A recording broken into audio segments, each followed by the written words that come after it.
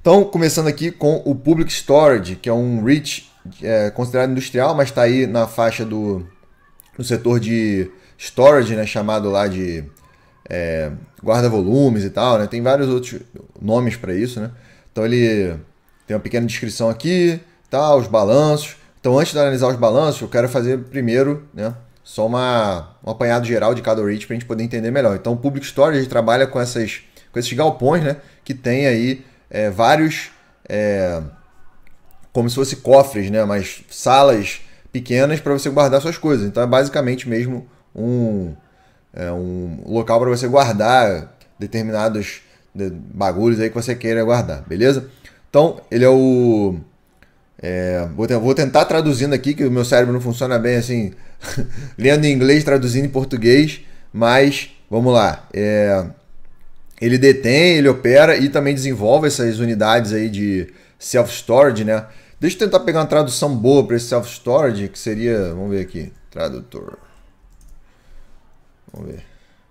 Alto armazenamento. É meio ruim nessa tradução, mas seria um local de armazenamento, né? Então eles têm aproximadamente 2.500 locais, né, para poder armazenar, unidades, né, de armazenamento, ao longo dos Estados Unidos também, e também são membros lá do S&P 500 e do FT Global 500. E são listados aí na NYSE pelo PSA, beleza? Então, isso aqui é um exemplo só, uma foto como é que seria aí esses galpões do Public Storage, beleza? Então aqui está falando um pouquinho dele, que ele começou lá em 1972 e detém hoje mais de 158 milhões de metros quadrados de imóveis, né? Então, como se fosse a ABL aí deles, né? Igual dos fundos imobiliários aqui. E aí, quando a gente compara, eu fiz essa conversão, né? Peguei 158 milhões de pés, quanto daria em metros quadrados? Aí deu 48 milhões de metros quadrados de ABL. E aí eu peguei aqui no comparativo do Fundamentei, quem quiser, tá aqui, ó, comparativos, fundo imobiliário, tem esses dados aqui para os assinantes, tá? Você vem aqui e pega por ABL. Então, você pegar aqui a ABL dos fundos imobiliários, colocar aqui maior para menor, se somar todas as ABLs aqui dos fundos imobiliários que detêm imóveis, né, dá mais ou menos aí 10 milhões de metros quadrados. Então, um REIT tem aí 5 vezes o tamanho de toda a indústria de fundo imobiliário de tijolo do Brasil, né? Você tem uma noção do tamanho lá do mercado nos Estados Unidos, né? Então, não tem nem comparação, é algo absurdo, né? Então, eles são gigantescos nessa área aí de armazenamento, né? Então, eles também têm várias outras vantagens, como 4% de taxa de administração, lá a menor da indústria, algumas compensações lá para os detentores lá dos clientes, né, dos galpões. O que mais?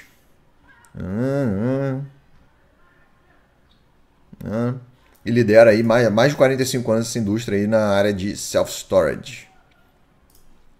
Vamos ver aqui se fala mais alguma coisa. Ó. Várias outras vantagens aqui deles. Ó. Quem quiser depois dar uma olhadinha, esse é o site RI deles, beleza?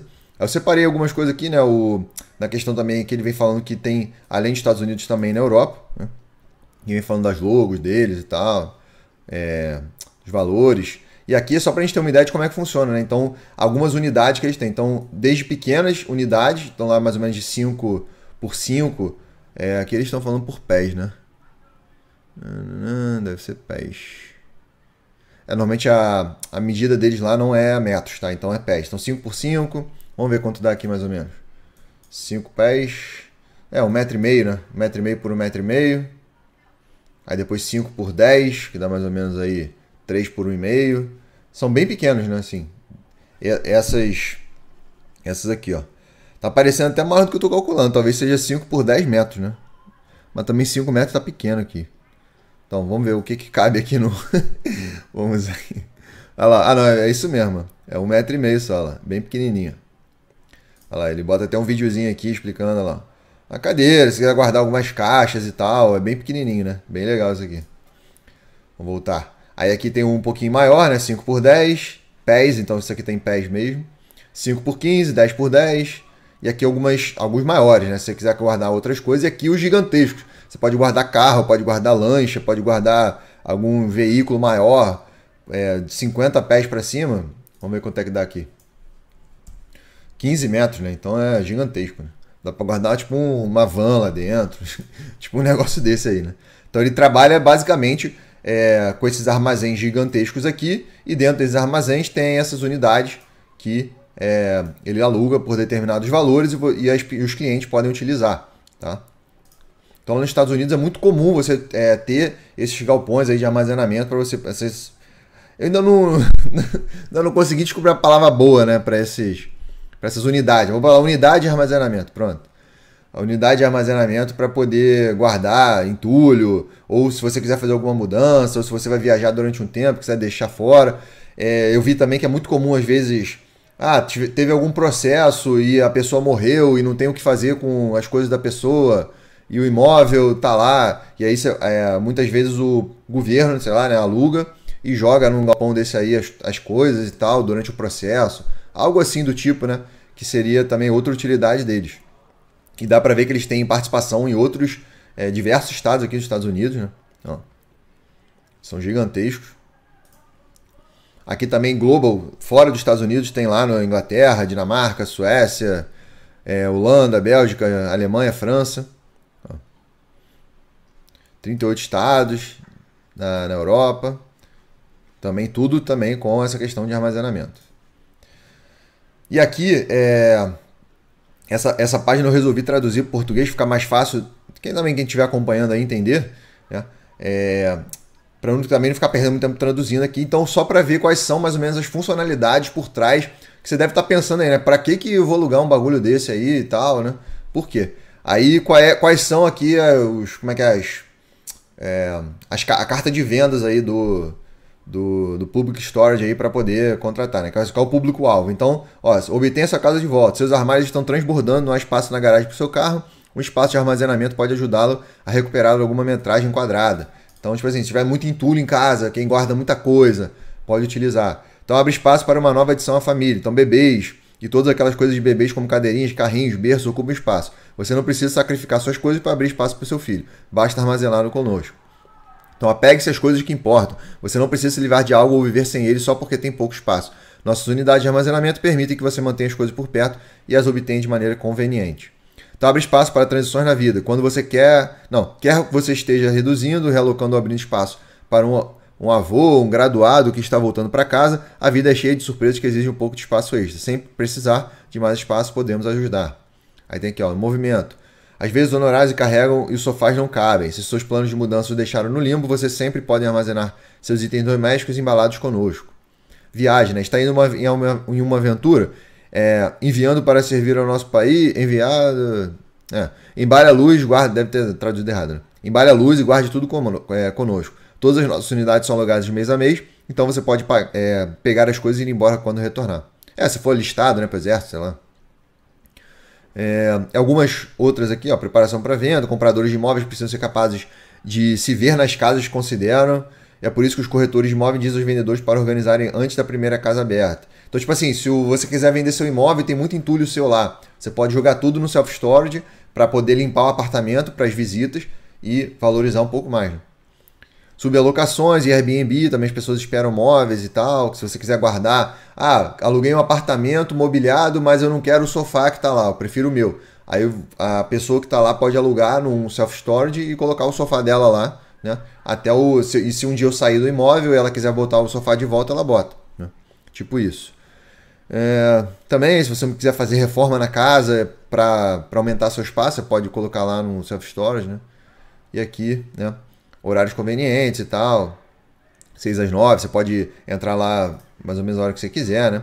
E aqui está o release dos 3 últimos meses aí, de junho de 2020, né? Do segundo trimestre, tá? Então ele fecha no mês 12, a gente vê aqui no Fundamentei, fecha no mês 12, e aí vamos dar uma olhadinha no release do segundo trimestre.